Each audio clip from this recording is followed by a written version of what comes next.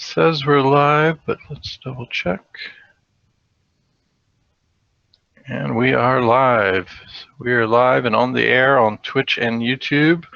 Welcome everyone to the Foolish Tech Show. We are here mainly to provide you with support and answer any questions about our products and services. If you have any of those, feel free to jump onto our IRC chat, which you can reach a couple different ways from foolishtechshow.com and watch the stream from there as well. And we'll be more than happy to interrupt whatever we may be going over to focus on your comments and questions on that instead. Otherwise, we will spend the time just talking random shop talk, and feel free to join in on that as well through our IRC chat. We always love the participation from the community. Looks like we got Phoenix and Glenn in there, so welcome everyone. And how's everyone's Thursday doing? Well, thanks. Doing well. Bueno. Is it Thursday? It is Thursday. We missed Trash Day yesterday. You miss trash day. You missed Trash Day. No, I take trash out all the time. I think you I can know, and you missed it. after surgery. You missed it.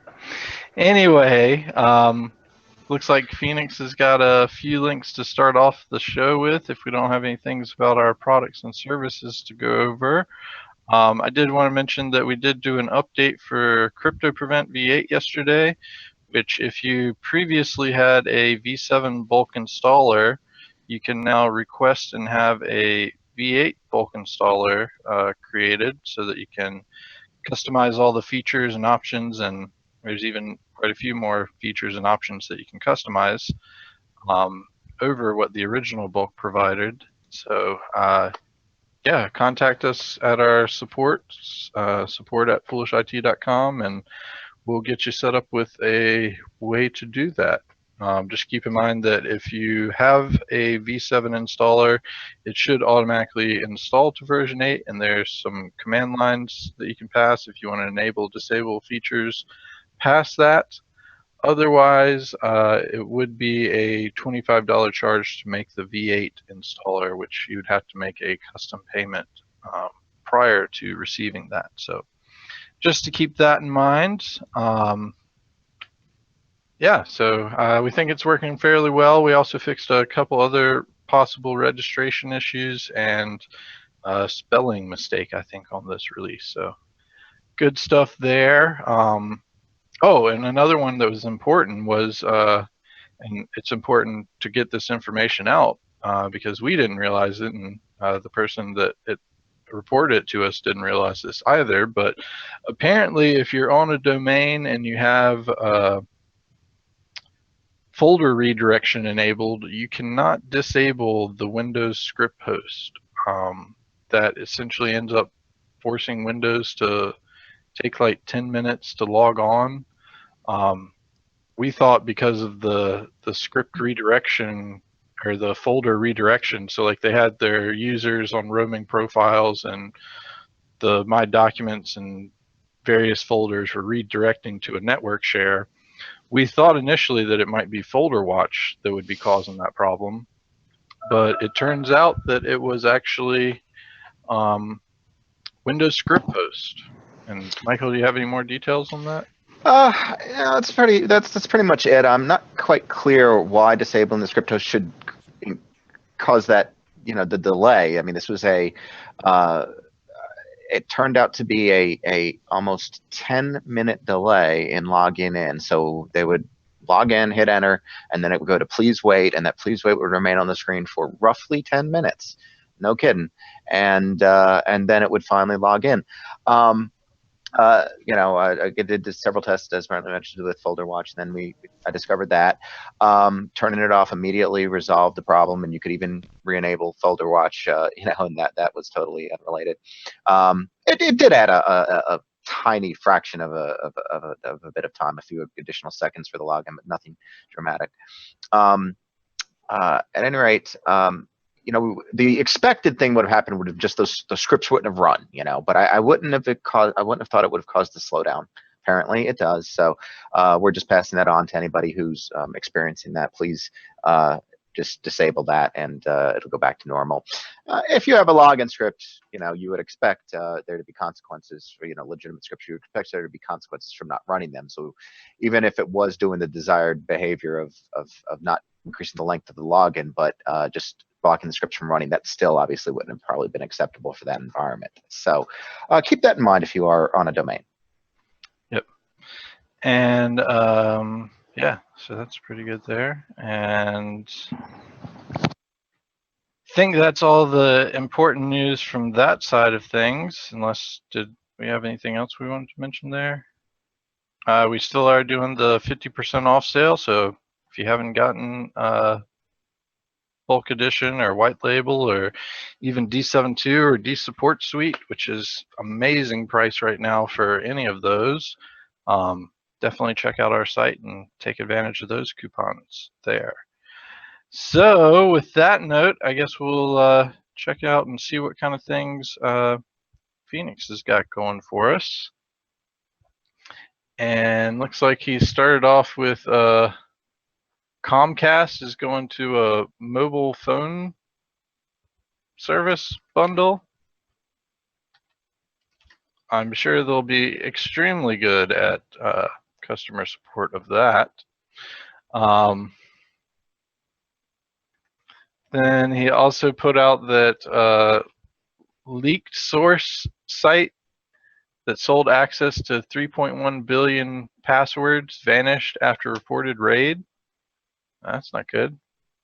And then a new Trojan that turns thousands of Linux devices into proxy servers. That is not good either.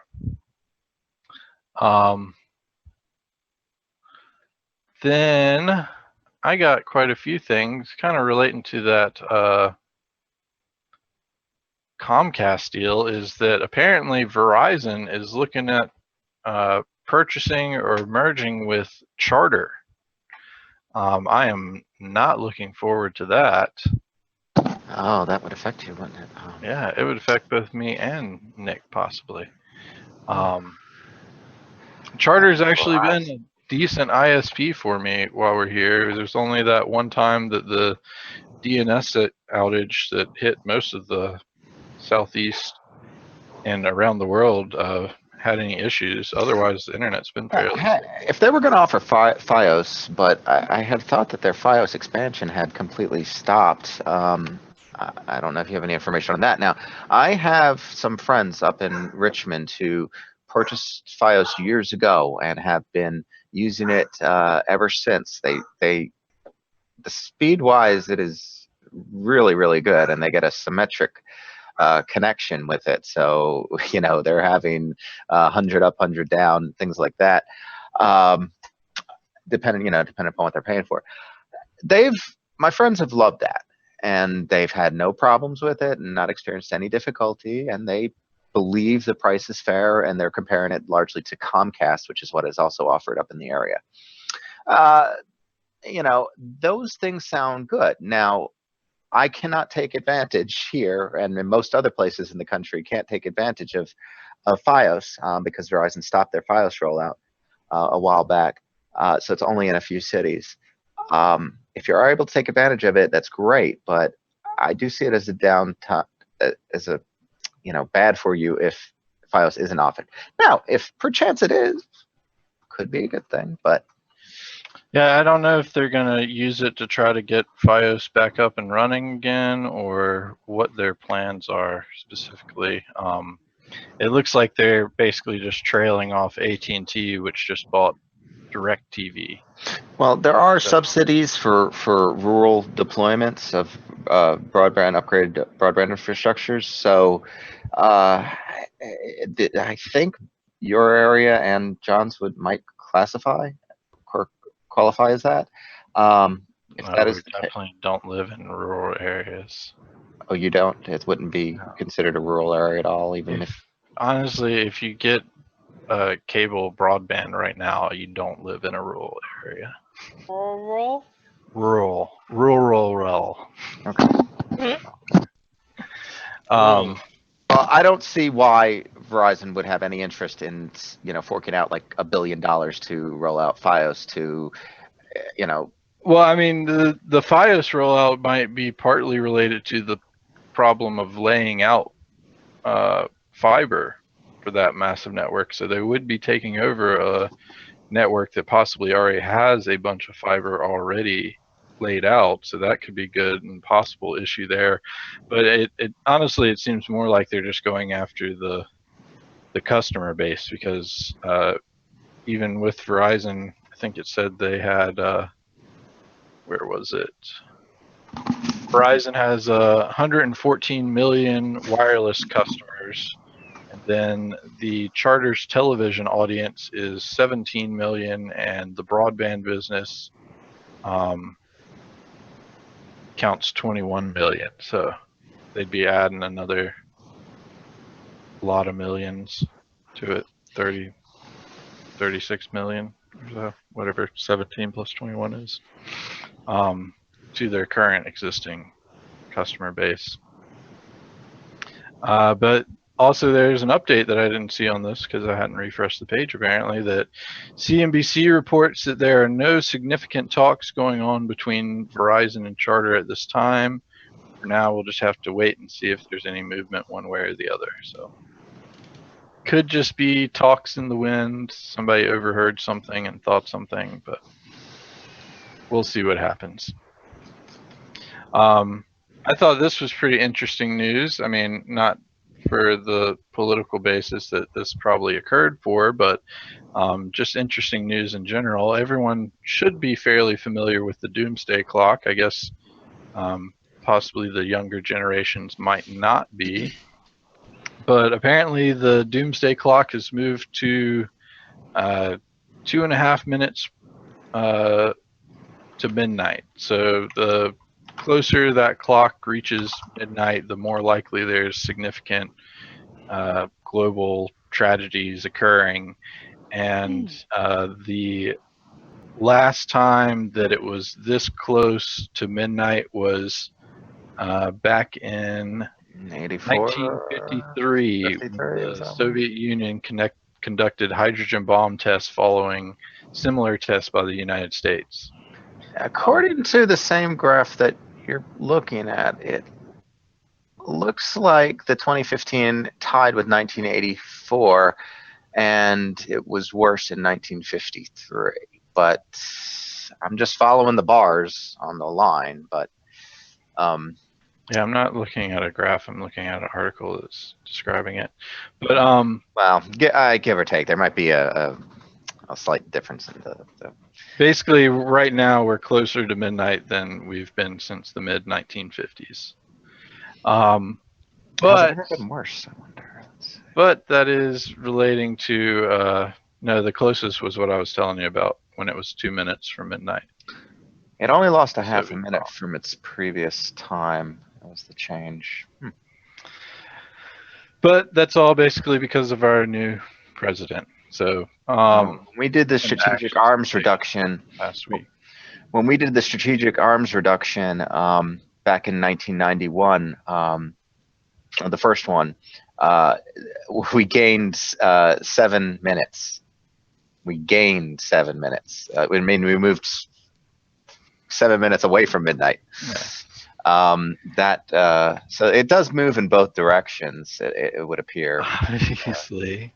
Yeah, it's been going downhill. The last time it went up was 2010. But this is also just a kind of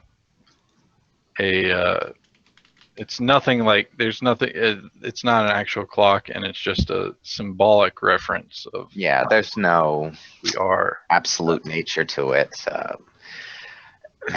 Even if it said that there was 1 second potentially to midnight, we might not be any closer to a real nuclear war than as we are now. But in accordance to these things, I would imagine if we were 1 second away from that, I doubt anyone would be updating the clock at that point in time. Yeah, that's another good thing. This Doomsday clock being that it's not required for any sort of realistic function. Hold on. Oh crap, the world's ended. We're gonna, instead of escaping or saving our own lives, we're gonna think about let me update that clock.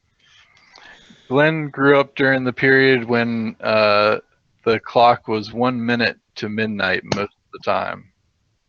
Wow, that's scary. Wait, when was that?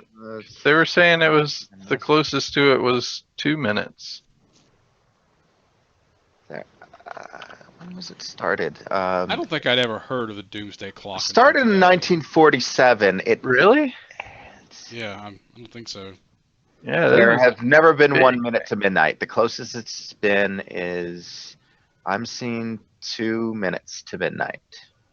And that was in 1953, like Brantley mentioned. But then again, I'm using Wikipedia to fact check them, so take that into consideration. Well, while the Doomsday Clock is moving closer to midnight, the financial markets have been moving up. The Dow Jones Industrial Average Broke went 20,000. over 20,000 yesterday for the first time in history. I've been teetering on that edge for quite some time, but well, you know, there's another article that I have actually that says that that's completely worthless, and you should just forget about it.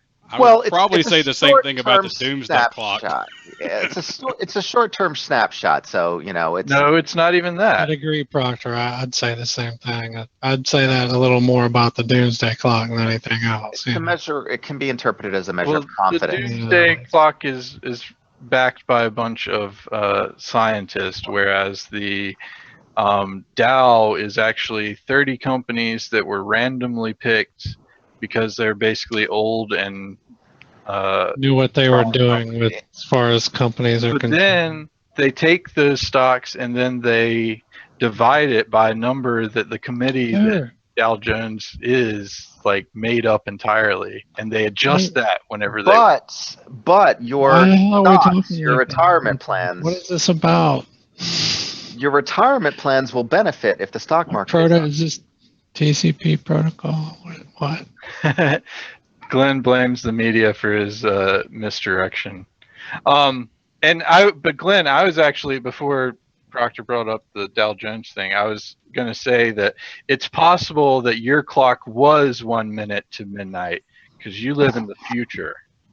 So things could have happened and then changed dramatically before the future reached the actual clock where they set it.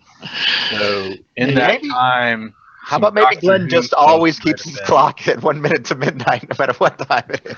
360, or the whole rest of the year he does it that way. I'm pretty sure there was some Doctor Who stuff going on in that time that the clock was 1 minute to midnight, and then it got to where the actual clock was, and then they didn't need to put it to 1 minute because the problem had been fixed by either Doctor Who or Quantum Leap guy. I'm betting more the Quantum Leap guy, but who knows?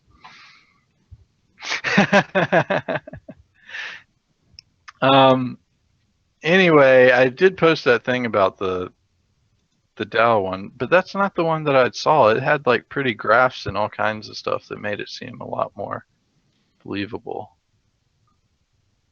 Let's see if I can find that one.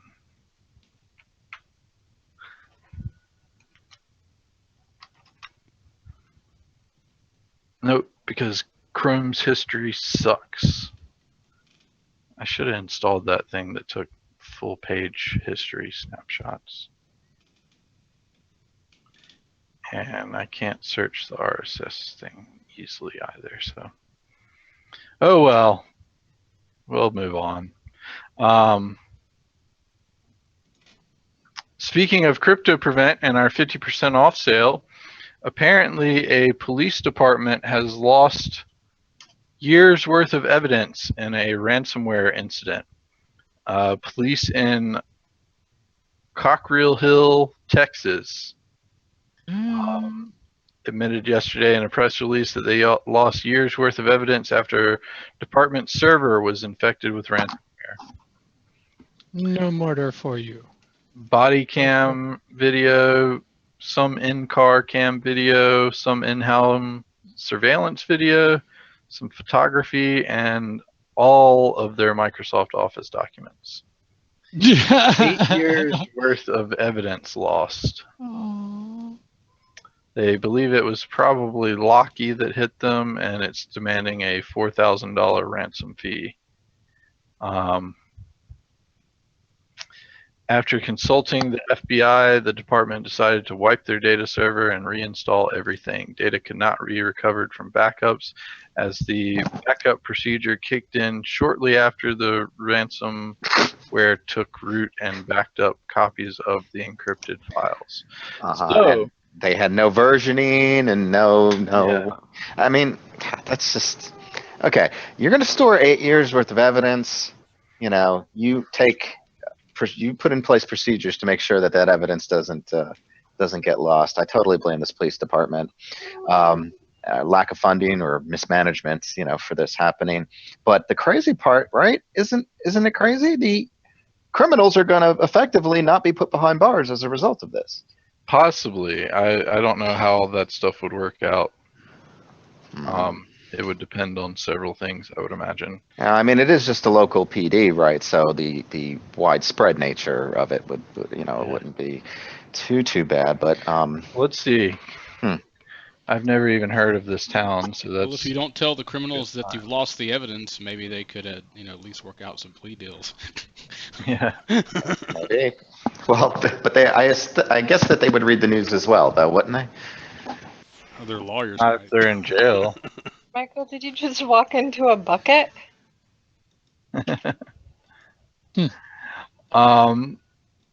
So they are a city with a population of 4,199 in 2010. It is completely surrounded by the city of Dallas. So,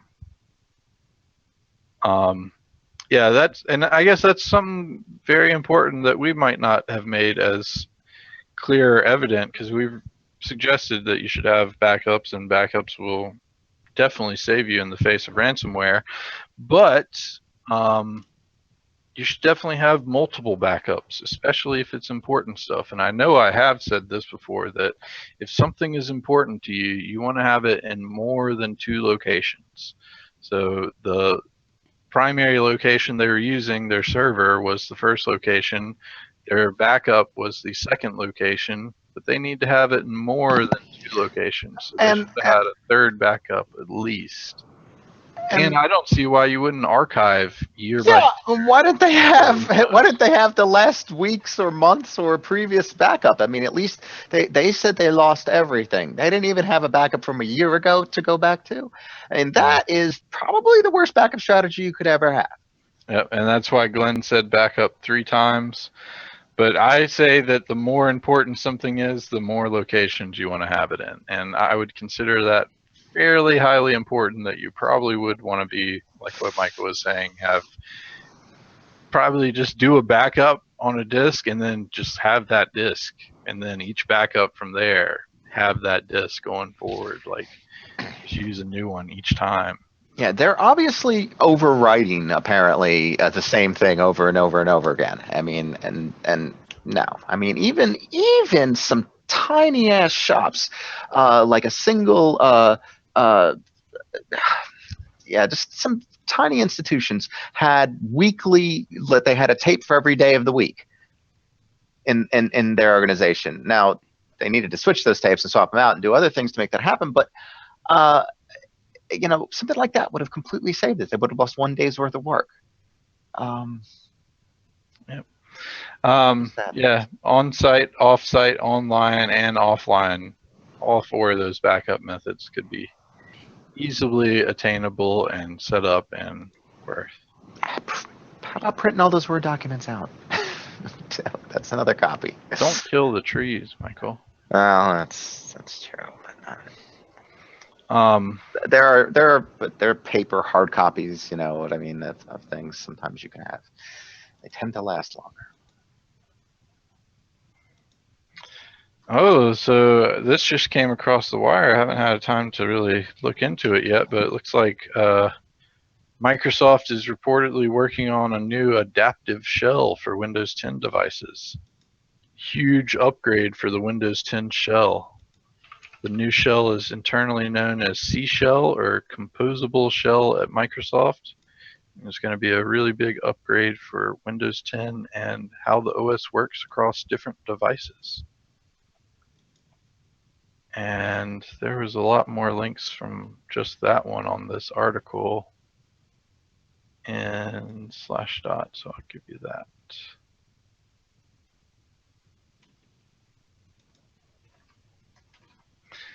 That's got quite a few other links on that article, and obviously the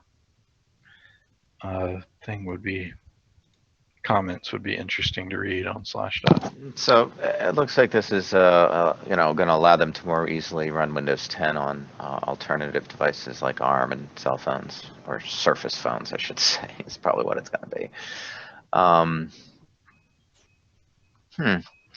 They call it Cloud Shell, though. Composable shell. It's composable. Yeah, but no, this other article that was one of the articles on there, they call it Cloud Shell. Okay. And it may be related to their plans to bring full versions of Windows 10 to mobile devices with ARM-based processors. Well, at any rate, I don't think it's going to make an impact for any desktop Windows 10 installation. I don't know if they're replacing the shell.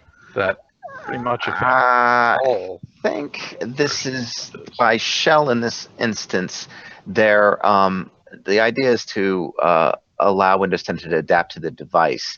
So the shell is, I'm not going to say it's like a translation layer, but it's something along those lines. I don't think it's something you're actually particularly seeing. I think, you know, I mean, it might have some visual component, like if it, you know, knows that you're an Xbox, it might display the Xbox, you know, menu choices or whatever to you. In that sense, it has a visual component. But let's wait and see what actually comes, because it's only internally tested, and it looks like nobody really knows what the deal is. So. Okay. I did want to mention one more thing on that police department that got infected with ransomware. Apparently, they opened up a spam email that was sent from a spoofed email address. If you did not know, email addresses are extremely easy to spoof and say whatever you want them to say. So apparently someone opened up a spam message. Who did it say it was coming from? I want to know. They did not say on here. You know, because I just always, for instance, if I get an email, let's say from our president or the president's, but it cloned the email address, imitating a department-issued email address. So essentially, probably someone there emailed someone, and then they found out what their naming plagiar was for. Sure. And the contents of this email? Probably, hey, we want to infect your server with ransomware. Open this. Yeah.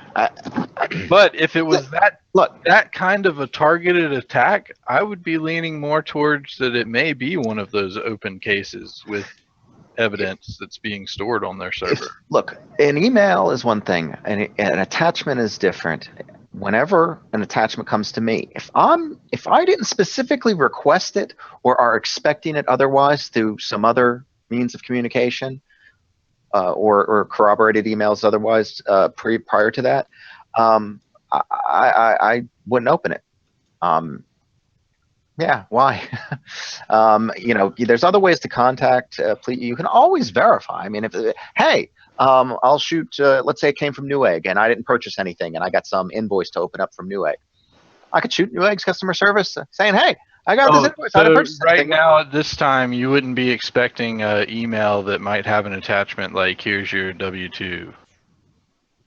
No, not from you guys. I know how I'm going to get it from you guys, and you did get it to us that way. Apparently, he doesn't know. You expected. You told me. You told me. Yeah, but I'm saying, Michael, you're expecting that so other people could take advantage of that without even knowing that we actually sent it that way. They could just say, "Oh, updated subject line, updated." If I just got it that way without the previous conversation, no, I would question it. I would ask, "Hey, did you send that to me?" You know. So the thing is, yeah, you're right. It could. Prior to us having the conversation, you're saying, "Yeah, I'm going to send you one." Prior to you actually delivering it, if somebody then sent me a spoofed email that had that, yeah, if they had their timing down to that point, yeah, I could see that. But I believe this could have been avoided. I don't believe they know or that keen on the time and communication background. All right, let's move on from this. So you will open up that email so we can infect you, but going on. What's more fun, possibly related to the Doomsday Clock stuff, is Amazon is currently sold out of George Orwell's 1984. Yeah, it's a result of the I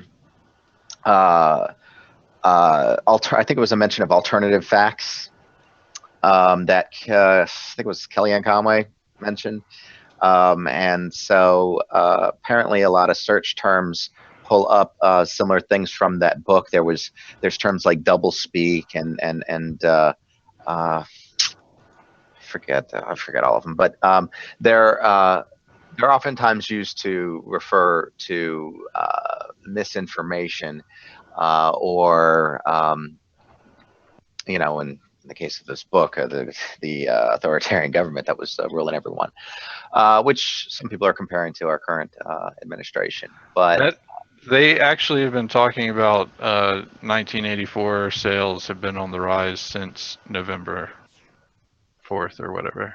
Yeah, the 6th or 9th or whatever. Yeah, again, that's pretty correlated with our election. Yeah. So they've it's been selling a whole lot, so people are trying to read what the future is going to be. So who gets the money from that? George Orwell's estate, I guess? Probably.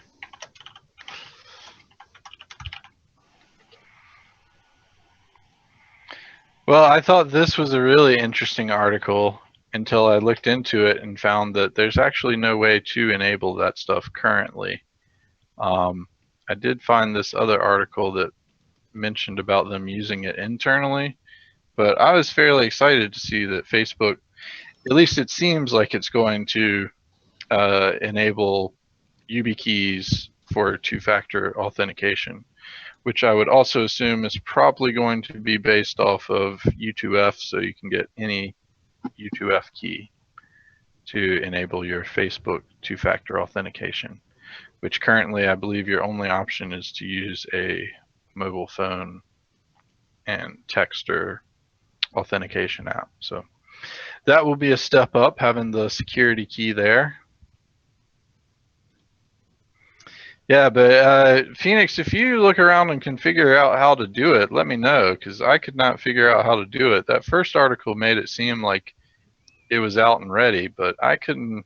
There was no details on Facebook or that article that actually told you how to go about that. So I think it might still be in the process, if anything.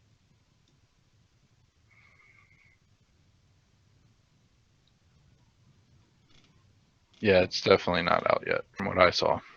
But that second article is pretty interesting on the ways they used it internally, from replacing SSH passwords to passwords in general. It was kind of interesting read there. I don't know if you mentioned it, but I was just reading over what Phoenix wrote a little while ago about Windows 7. We've talked about Windows 7 update issues quite a bit, and it's a good story. So if anybody has a similar issue to his father's system there, please take note. He resolved it by doing WSUS offline after doing the update roll-up that Microsoft published a couple months back. That's cool. Yeah, Windows 7 is having more and more update issues, it seems. Yeah.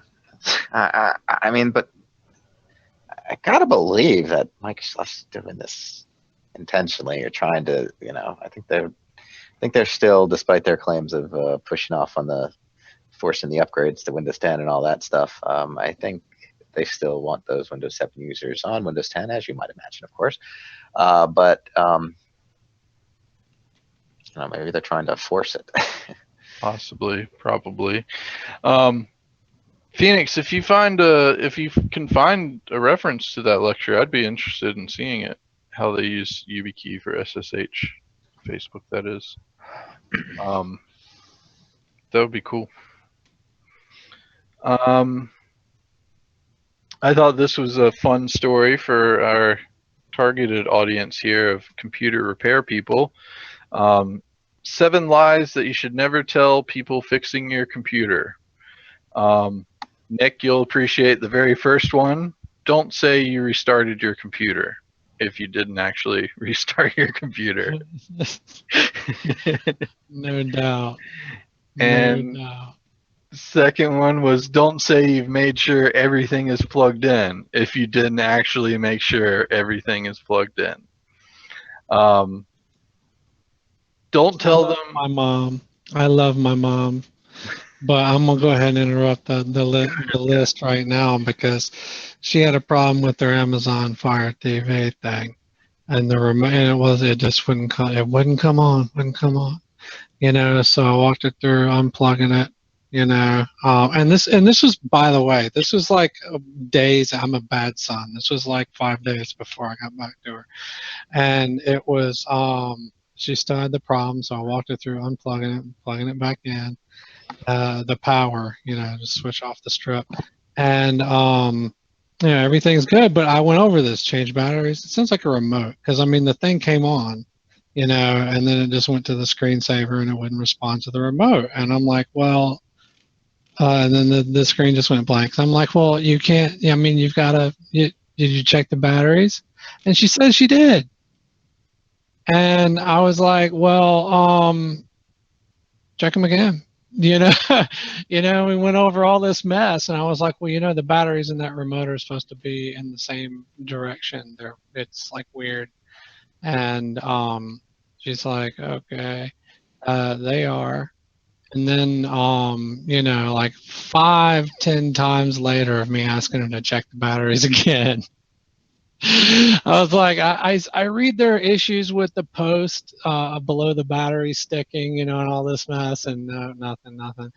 Finally, and 5 minutes later, she reads the markings for battery insertion, which it actually does say not to pay attention to on Amazon's website. But anyway, that they both go in the same direction, which I told her, and she confirmed. I thought, but then she goes, "Oh, it says the battery's supposed to go in this way," and I'm like, "Oh."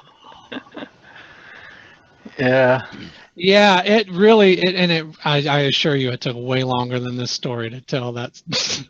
I imagine. to do this troubleshoot. It was like an hour. I love my mom, but wow, But the key thing, especially for those 2 items, restarting your computer and verifying things are plugged in, is that we're not just asking you those questions just to get an answer. We're asking you to be able to base your answer off the next steps to do. So if you haven't done those actually, and then we suggest to do something, assuming that you have told the truth about that, then don't be surprised when our answers don't fix your problem. We ask you to do things for specific reasons, and if you don't do them, then it can mess up everything else that we're doing after that. So you're not only wasting our time by doing it, you're wasting your time as well, normally. But I thought some of the other items in that article were pretty funny too. Don't tell them you don't know how you got that ransomware virus or malware on your computer. Because even if you tell us you don't know how, we probably will be able to find out as we're removing it, and cleaning. It just means we're going to make assumptions anyway, and it's always going to be the worst case. Don't tell them your teenage son has been using your computer, because we all know what to expect after that. You're just passing off the blame of your large pornography collection on your computer to your teenage son. Oh, well, I love the ones that are actually honest when they call you up on the phone and they're like, Matt, I got to tell you that this morning I was trying to download this porn video and now my computer doesn't work. Nice. But sometimes too, that can give you a better way to start and also tell you how to avoid it in the future. Although a lot of those cases are like what it says in there, that You know you're probably not supposed to be there. You know that this ad you clicked on probably wasn't going to do what it said it was going to do. So don't tell them your toddler has never touched the slot loading CD disc player. I'm not sure about that one, but apparently one of the technicians found quarters in the SD card reader. That's fun. Don't tell them you don't know how the computer got covered in apple schnapps. And don't tell them it arrived broken. This one was probably the best one because in that one they had a story about this one time we had a customer that brought in her new iMac back to us saying she found the display broken after opening it. The unit was getting no video and the glass was broken. She swore it was in this condition since she opened it and threw a fit demanding a new one. One of the technicians had the idea of plugging the iMac into a secondary display, and lo and behold, there was the lady's username and data proving that she had been using it just fine before she broke it. I guess she assumed that all evidence of her having used the computer was gone because the display You couldn't see it. didn't display it anymore. So I thought those were pretty good ones. Oh man, I should have read the comments in that one too. So There's probably good ones in there. I'm sorry. I guess I do mean to interrupt, but I'm sorry for interrupting. Mhm. I just got super excited because I figured out how to set your YubiKey up with your Facebook account. Oh, how'd you do that? Okay, so if you go to the top of like your Facebook account and click on the little lock next to the arrow Yep. and click on more settings, go to security, and then where it says login approvals, hit edit, and it allows you to add a security key.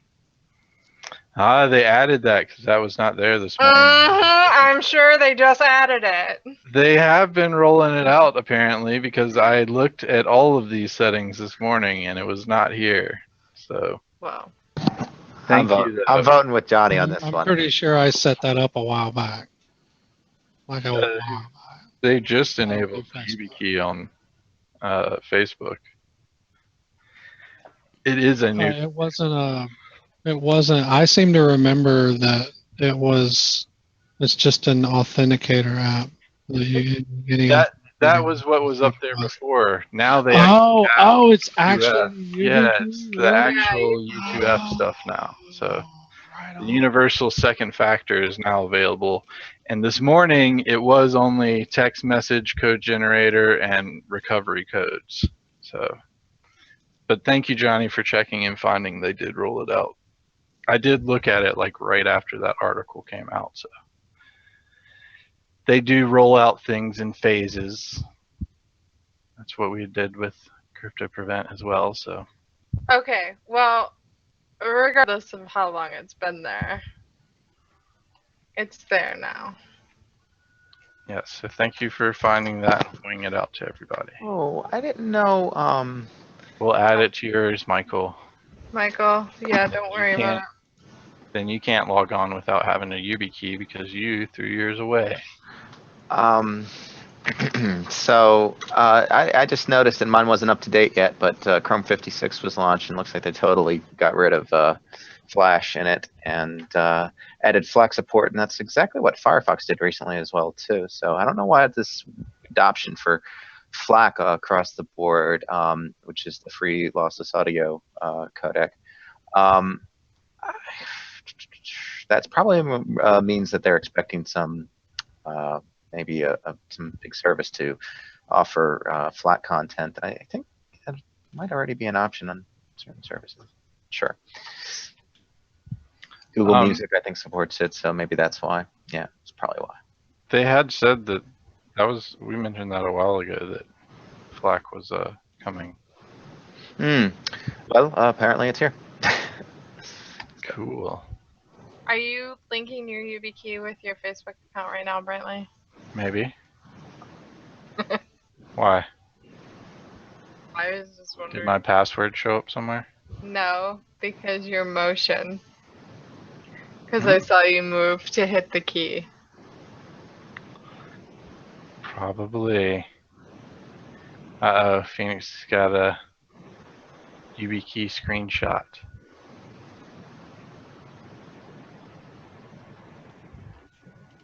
Oh man, this thing's not copying and pasting well. Oh, Phoenix, you didn't get the whole thing. How come you didn't want get to all share your... his phone number. Yeah, why didn't you get the whole phone number and everything? I'll screenshot Michael's and give you guys his phone number. No, thank you. It's fun because he does reply to those and tell us the message every time he gets one. And he does answer the phone when random people call him. We just heard one today. There we go. Where did that disappear to? That's not good. Oh, way over here.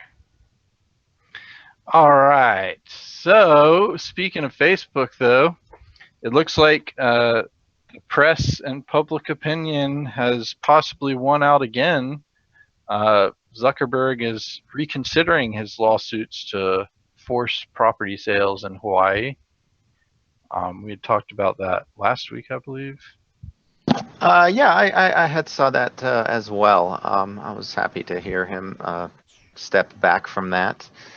You know, the whole thing about I don't know. There's this thing about that they may not have known they had the rights, and I think he was trying to pull a fast one, and that just isn't consistent with his political. Last week he was saying the well. reason why he was doing it was most of these folks don't even know that they own that. Well, that's what I'm saying. That's a poor. I don't like that as a reasoning. I'm just going to take this because they're stupid. I mean, well, no, he phrased it as, for most of these folks, they will now receive money for something they never even knew they had. No one will be forced off the land. Yeah, but again, that's not. I don't think he's paying them the money that it's actually worth for those types of rights. But and also too, I thought it was totally illegal against I thought it was a Hawaii law that allowed that set this up. But anyway, I'm glad he's back down. He goes on to say this week that we want to make sure we are following a process that protects the interests of property owners, respects the traditions of Native Hawaiians, and preserves the environment, adding that we love Kauai, and we want to be good members of the community and preserve the land for future generations to come. Yeah. So, at least it's good things that public opinion has changed the minds. Completely other news. Thought this was pretty funny, or interesting, not funny. Sorry, I was looking at something else that was funny. Is apparently Volkswagen is going to add a invisible layer of silver in its new windshields to melt away snow. Probably snow and ice, I would imagine. And you wouldn't need to, so you wouldn't have like how you have the heating wires that go across your back windows where you normally see those things. It wouldn't have that because obviously that would be distracting on your front window.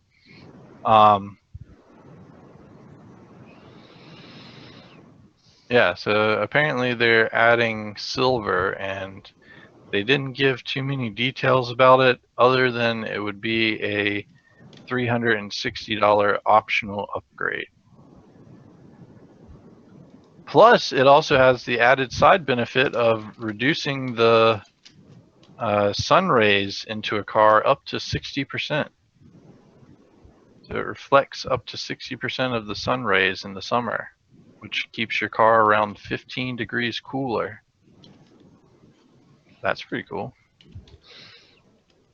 Yeah, and is it a big problem for electric vehicles to keep their batteries cool? I didn't. Yeah, Johnny's car has a big fan, and we have to make sure that with all the crap she throws in her back seat that she doesn't cover up the vents for it. I'm not the only one who throws crap back there. Yeah, but I throw like little pieces of paper, like straw. Excuse me, casing. shake cups and straw wrappers add up. Yeah, but not to the point where it's covering up the vents at the very top of the back seat floorboards. It's more often when you're throwing back everything else in the car back there. Anyway, Hello. no big deal. It does require a fan to keep her hybrid car battery cool. So I don't know what that has to do with silver in your windshield, but Michael wanted to know.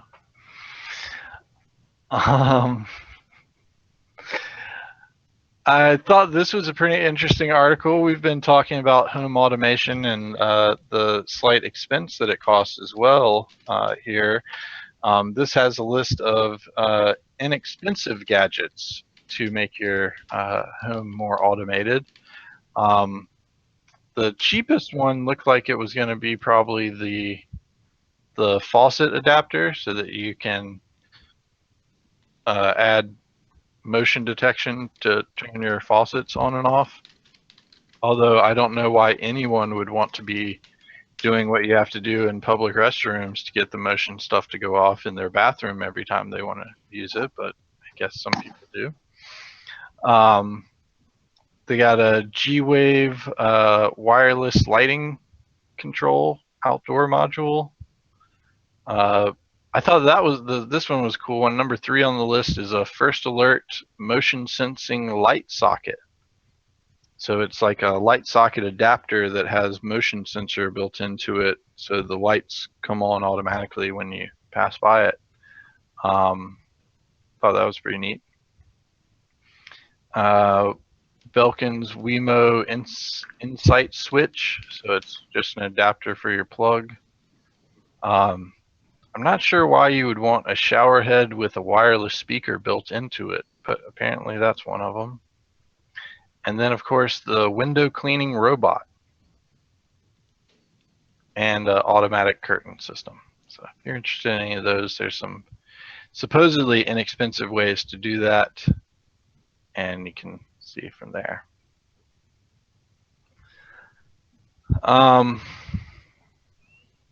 I thought this was pretty interesting and kind of a possibly a boost for vaporizing, although same thing could come from cigarettes, is apparently nicotine shown to reduce symptoms of schizophrenia.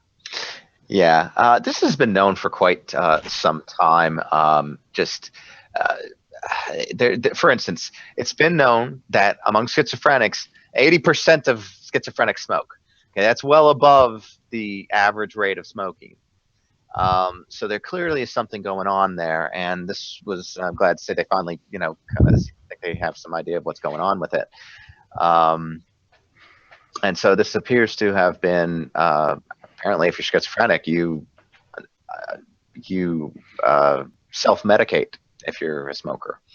In a way. I just thought that was interesting, but I don't think this is just nicotine, the one single chemical nicotine. This does not it should not be taken to suggest that you should take up smoking if you suffer from schizophrenia, or that smoking can somehow replace any other medication you're on for schizophrenia. However, it will hopefully be used to, since it may not be nicotine in and of itself that is what they need. It may be something about the structure of it, and they may be able to mimic that in other chemicals and in medicines that they might produce later. So this study could lead to new medication developments for schizophrenia, and that'll be what hopefully should be given to patients, and it's probably you know, it will have safe levels of whatever the core component is, whether it be nicotine or something else, and hopefully it would reduce any carcinogenic properties of the nicotine as well. So I thought that was a great finding, because, you know, it's like they knew about it, but nobody ever thought beyond it, and now they have something useful they can actually use to do new work. Cool. I thought this was pretty interesting articles as well. Apparently, some researchers did a study of 283 VPN apps from the over 1.4 million Android apps hosted on. I don't see why they added that in there, but anyway, they did a study of 203 VPN apps that are Android apps, and they tested them for a variety of things.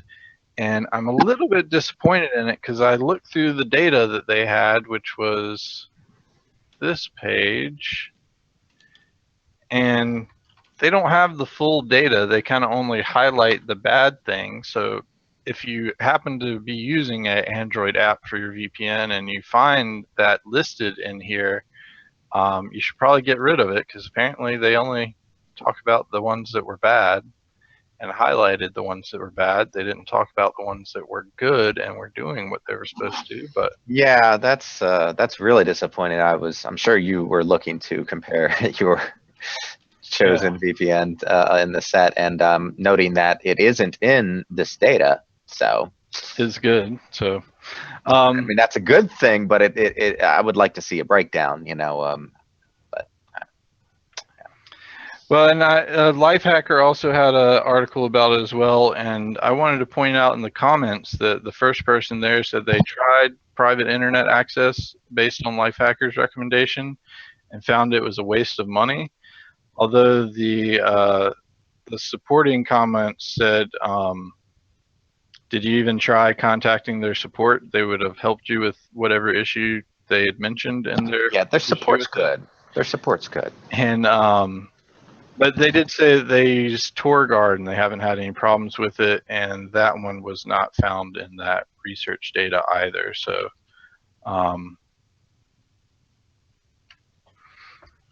or wait, maybe it was.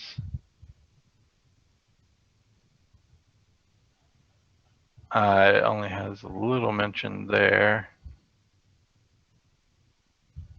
Yeah, no issues about it actually being a problem, so that one's fine as well. But it's always nice to have options on VPN things, and just good to know that that one didn't. But it does kind of make me want to fire up TCP dump and see what kind of data is going out on my phone when I have it connected on the Android one, because there were a lot of things that could go wrong on it from what that article was saying if you read it in depth. Speaking of VPNs, and we're about at our time limit, so almost be wrapping it up here, but it looks like UK pirates will get a 20-day grace period after each warning, where they won't receive further warning messages. That's for people that are downloading targeted app or torrented copyrighted material and stuff.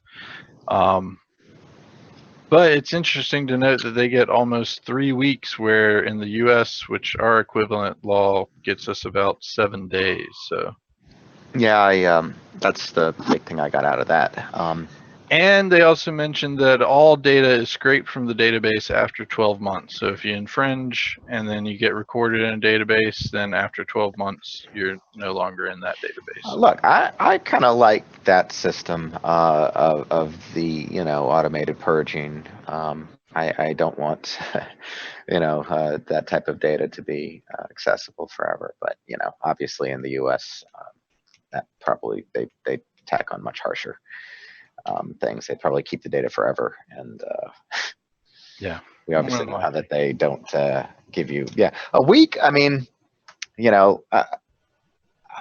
it's just somebody that's engaging in this, you'd think would check that, but how are they getting notified? I mean, if it's just an email, like, okay, for instance, like Suddenlink will pop up messages telling me if there's some outage. They'll inject HTTP into my streams and tell me that there's an outage. Now I can take certain steps to prevent that from happening, or block that data from them, and I have taken those steps, but then I don't get any notification about it at all.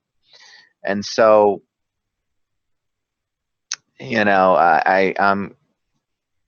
let's say that's the mechanism they attempted to notify me about the They problem. alert you to what kind of outage by injecting stuff into your streams. But yeah, but I'm saying though, but I So mean, what kind of outage are you talking about? oh, they had they're just a service. So they if they're doing work in the area or whatever, they'll say that there's going to be some service downtime, or maybe it's a problem with you won't be able to log into their web page. The Suddenlink web page is out for maintenance or something like that. They do stupid things like that, and they'll they also just send you. insert that They'll also randomly into your stream. they'll also send you, not randomly. I mean, it's for a reason. But they'll also send But you I if mean, you're if you're close not to your data going cap. to those They'll pages, I don't. they'll also tell you if you're over or close to your data cap. Oh, that one would be worth it. Yeah. So what I'm saying is I've done things that have stopped those notifications, and so I don't get the warnings, and so I wouldn't see that. And I'm wondering if maybe the 3-week period there was put in place to take, I don't know, maybe to be a little bit more lenient in the case something like that happened. But I just have an issue with how you communicate it, and then expecting expeditious action on a electronic communication. I don't know if that's how that stands up. You know what I mean? Maybe I'm not sure. Like, for instance, when there's a recall on cars, they can't just shoot emails to all their customers and tell them about the recall. And even posting it on a major news outlet, let's say, wouldn't be sufficient. They have to actually send a written notice to each owner. So that in a way sort of covers. You know what I mean? That's. Yeah, maybe. We do have to get written notifications here in the U.S. for those kind of copyright infringements. Anyway, 2 more links before we sign off here. Well, 3 more links. 2 of them are the same thing. Apparently, starting February 13th.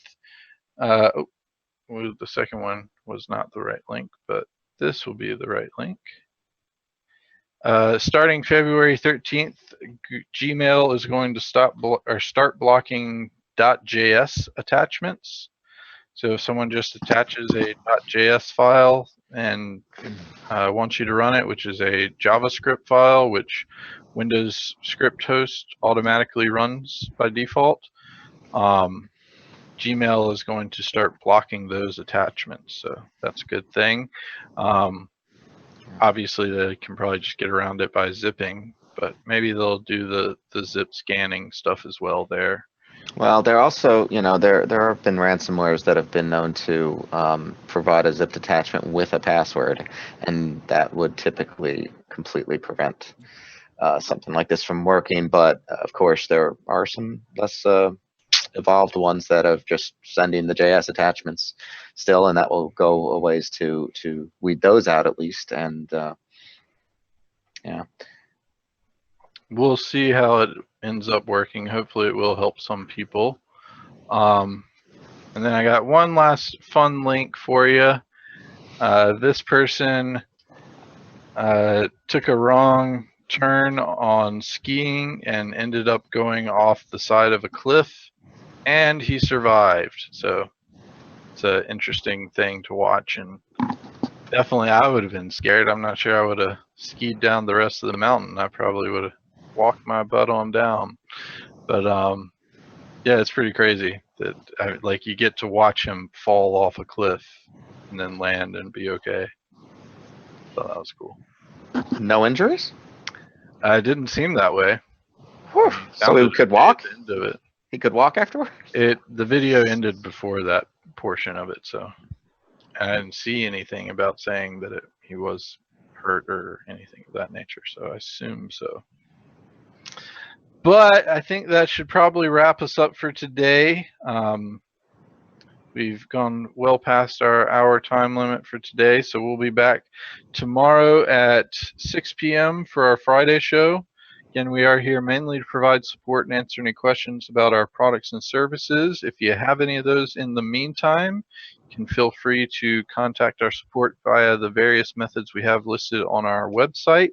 Otherwise, if you want to talk to us directly, we will be available tomorrow at 6 p.m. and we'll be happy to speak to you then. So thanks everybody for watching, and we will see you tomorrow. Take us on out, Procta.